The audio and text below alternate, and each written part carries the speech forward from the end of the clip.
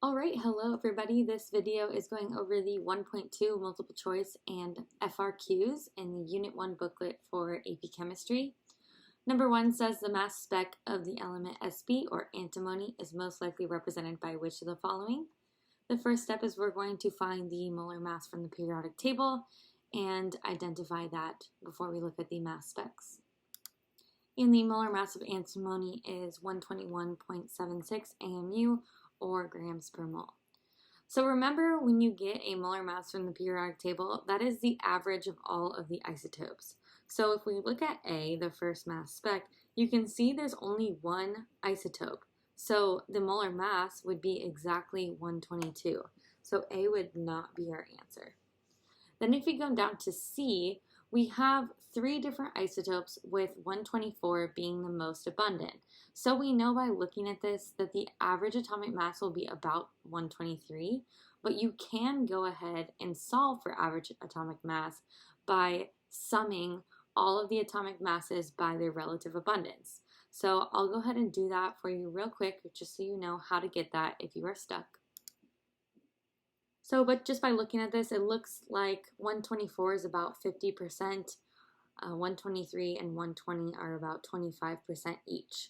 So you'd multiply those masses by those relative abundances. You get these three numbers, and then when you add them all together, you get an average atomic mass of 122.75, or very close to 123 like I said earlier. So now if you compare this with our average atomic mass of antimony, it is off by basically a whole value. So we are going to assume that C is not our answer. Then if we go over to D, you can automatically assume that the atomic mass is going to be extremely close to 124 because the relative abundance is much larger than the relative abundance of the 120 isotope and the 121 isotope. So since this will be close to 124, we know that this is not our answer. Now by default, we can assume that B is our answer, but let's go ahead and solve for that first. So we have two isotopes, 121 and 123. So we know it's going to be in between these two, about 122.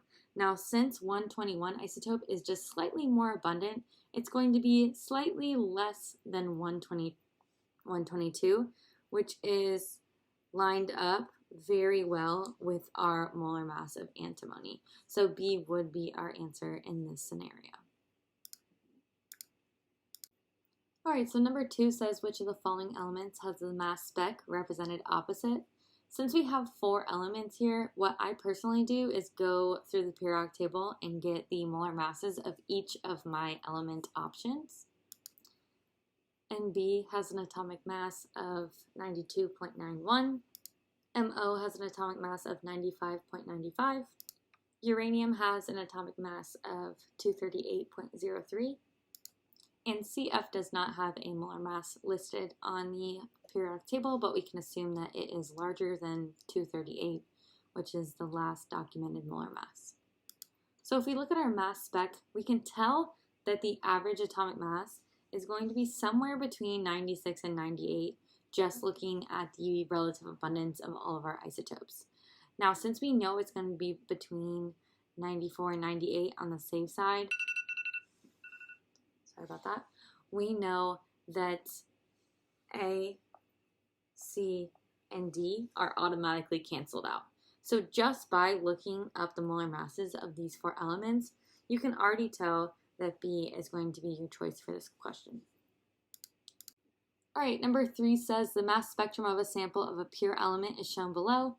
Based on the data, the peak at 26 AMU represents an isotope of which of the following elements? So first I'm going to look at this mass spec, and I see that my average atomic mass is going to be about 24, a little bit above 24 because I have those 2 low abundant isotopes at 25 and 26. So I'm going to look at my periodic table and see if any elements are obviously represented by this spec. So first I see sodium at 23. 23 would not make sense because you're most abundant at 24 and your isotopes are above 24. So it would not go below 24, so sodium would not be the answer. Next up, we have magnesium at 24.3. This makes a lot of sense, but just in case, I'm just going to check my next element, which is aluminum, at 27, and that does not make any sense. So we're going to go ahead and assume that this is magnesium, which would give us the answer of B. But just in case you don't know how to get neutrons, we're going to go over that too. So remember, to get the number of neutrons, you're going to take the mass number and subtract the atomic number. And the reason we can do that is because the mass number is the number of protons and the number of neutrons, and the atomic number is just the number of protons. So by subtracting this, you get the number of neutrons. So our mass number that we're trying to look at here is 26. So we have 26 protons and neutrons, and we know our atomic number is 12. So we're going to subtract 12, which would give us 14 neutrons, which is exactly what it says in this answer choice. Number 4 says the elements I and Te have similar average atomic masses. A sample that was believed to be a mixture of I and T was run through a mass spec, resulting in the data opposite. All of the following statements are true. Which one would be the best basis for concluding that the sample was pure Te? So this is another one of those questions where it's just kind of trying to confuse you, in my opinion. So it's important to note that it says that all of these are true, and it's asking which one is most relevant for what we're trying to figure out. In this case, we're trying to figure out if this mass spec is only Te.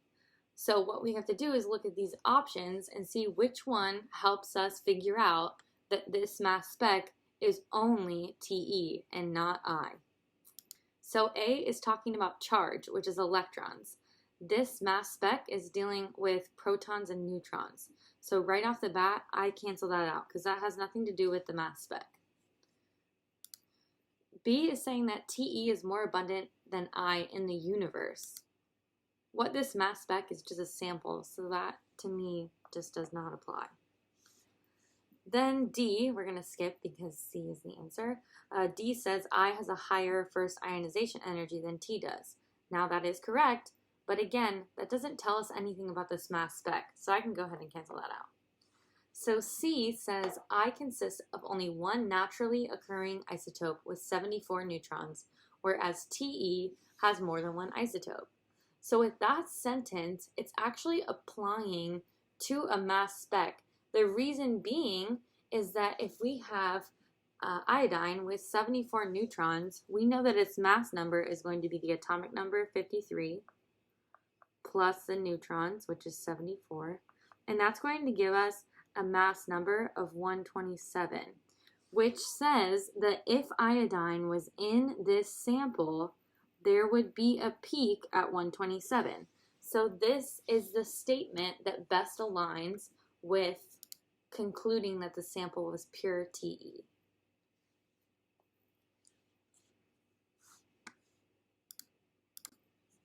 The mass spec for the element X is presented in the diagram opposite. Based on the spectrum, which of the following can be concluded about element X? So just looking at this mass spec, I know that the isotopes range from 90 to 96. However, the majority of the atomic mass is going to be between 90 and 92. The reason being is because the percent abundance of 90 is so much larger than the other isotopes. We know it's going to be closer to 90 than it would be to 96. So just from looking at this mass spec, we know the answer would be C, which is the atomic mass of X would be between 90 and 92. All right, now we're moving on to the FRQs of 1.2. Number 1 says, answer the following problems about gases. The average atomic mass of naturally occurring neon is 20.18 AMU. There are 2 common isotopes of naturally occurring neon as indicated in the table below. Using the information above, calculate the percent abundance of each isotope. So remember, we're normally using percent abundance to calculate average atomic mass, but we already have average atomic mass at 20.18. So now we're going to kind of work backwards. So normally we have our isotopes. So in this case, we have 20, and we're going to add our isotope of 22. And then we're multiplying it by the percent abundance, right? Well, we're trying to solve for percent abundance. So this is going to be our x, which is what we're solving for. And remember, our relative abundance is going to equal 1. So if 20 is going to have the relative abundance x, we know 22 is going to have the relative abundance of 1 minus x. So when we are solving this, we can go ahead and solve. We're going to just distribute these numbers. So we have 20x plus 22 minus 22x equals 20.18. So now that we have our equation, we can go ahead and solve for x. By subtracting our 22 from the left and combining our x variables, we get negative 2x equals negative 1.82. Then if we divide that negative 2 on both sides, we end up getting x is equal to 0.91, which means our isotope Ne20 has a relative abundance of 0.91 or 91% abundant. And then we can just take 1 minus x, which is 0.91, to get our relative abundance for neon 22. So neon 22 will have a 9% abundance. All right, the next one says, calculate the number of neon 22 atoms in a 12.55 gram sample of naturally occurring neon. So we are trying to find the number of neon 22 atoms, and we are given a sample of 12.55 grams of neon. So we're going to have to first convert our 12.55 grams of neon into atoms of neon. Remember, we do that first by dividing by the molar mass.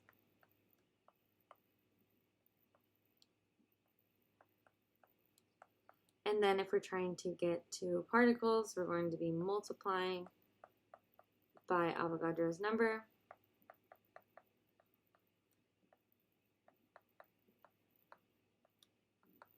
And that will give us 3.74 times 10 to the 23rd atoms of neon.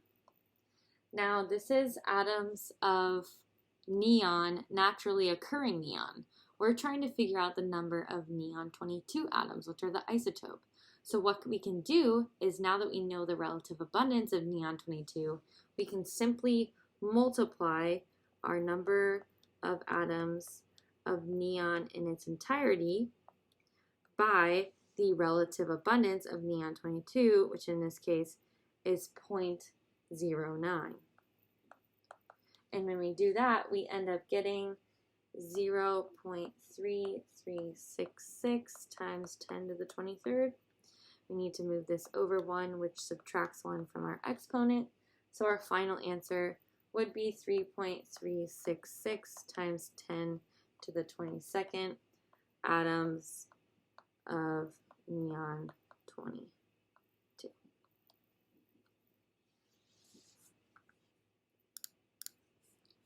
Number 2 says the peaks below show a mass spec of the element X. What is element X based on this spectrum? So this mass spec is kind of misleading because of the proportions of the bars, but we know that 24 is the most abundant because it's 82.8% abundant. So we know that our mass is going to be in between 24 and 26, but it's going to be way closer to 24 because of how abundant that isotope is. So now if we go to our periodic table, we can look for an element that best represents this mass spec, and we can see that our choice is going to be magnesium because it's 24.3, which is a little bit more than 24. If we look at the element to the left, 22.99, that would be 23 over here, so that would not be applicable. And aluminum would be 27, which would be over here, again, not applicable to this specific situation. So we know the answer to I would be magnesium.